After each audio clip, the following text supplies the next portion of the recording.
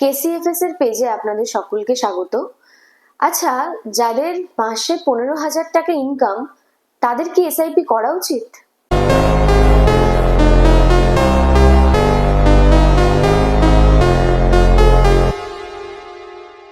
অবশ্যই করা উচিত।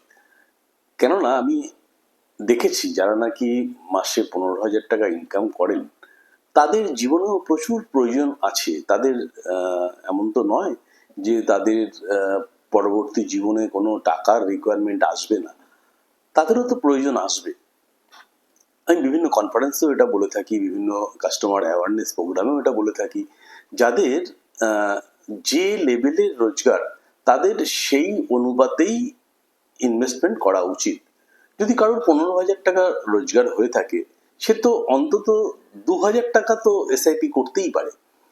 এবার আমার যেটা এতদিন কাজ করতে গিয়ে মনে হয়েছে যে বেশিরভাগ মানুষই কিন্তু অনেস্ট, যার ফলে তারা তাদের টাকাটাকে তাদেরও তো বাড়াতে হবে।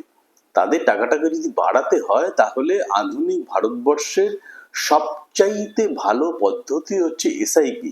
এবং এসআইপির মাধ্যমে তারা যদি একটা লং টেনিয়রের জন্য ইনভেস্টমেন্ট করে, তাদের যে কর্পাস ক্রিয়েট হবে, সেই কর্পাসটা তাদের কাছে অনেক বড় সম্পদে পরিণত হতে পারে।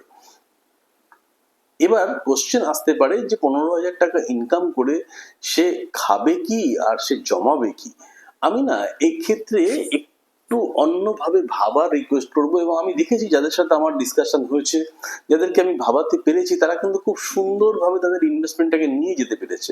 আমি একটা উদাহরণ দিয়ে বলি। যে মানুষটা 15,000 টাকা রোজগার করে, আমি যদি তাকে এইভাবে ভাবতে বলি যে তার কোম্পানি যদি সেই 15,000 টাকা থেকে কোনো কারণে 2,000 টাকা করে কেটে নিত, নিয়ে 13,000 টাকে টেক হোম করে দিত তার, তাহলে কি সেই 13,000-এর মধ্যে তার সংসারটাকে চালিয়ে নিত না?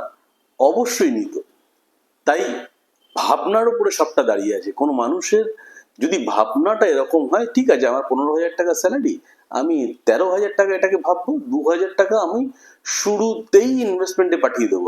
জেনারেলি আমরা বাঙালিরা যেটা করি, আমরা খরচ করে তারপরে ইনভেস্ট করি। খরচ করে যদি কিছু বাঁচে তারপরে ইনভেস্ট করি। কিন্তু আমি একটু ভাবনাটাকে পাল্টাতে বলবো। যারা এই ভাবনাটাকে পাল্টাতে পারবে, তারাই ভবিষ্যৎ জীবনে ভালো থাকবে। আমি আগে ইনভেস্টমেন্ট করে বাঁচা হওয়া পয়সাতে আমি আমার জীবনটাকে চালাবো। হ্যাঁ, আমি বলছি না আপনি আপনার জীবনের সমস্ত শখ আহ্লাদকে বন্ধ করে দিন, কিন্তু সামান্য কিছু কম্প্রোমাইজ, কেউ, আমি বলে দিচ্ছি আপনাকে, 15,000 না, 1.5 লাখ টাকা, 15 লাখ টাকা, 1.5 কোটি টাকা, যেই মাসে যা রোজগার করুক না কেন, প্রত্যেকটা মানুষের কিন্তু তার রোজগার অনুসারে তার জীবনে ক্রাইসিস আছে।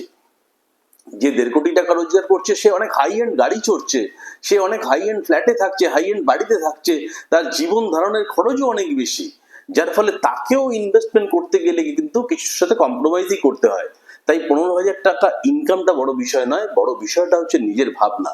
যদি সে ভাবতে পারে যে আমার ভবিষ্যৎ প্রয়োজনের জন্য ইনভেস্টমেন্ট করা উচিত, তাহলে অবশ্যই সে পারবে। এবং ভারতবর্ষের তথা বাংলার মেজর পোর্শন মানুষ কিন্তু অনেস্ট পিপল।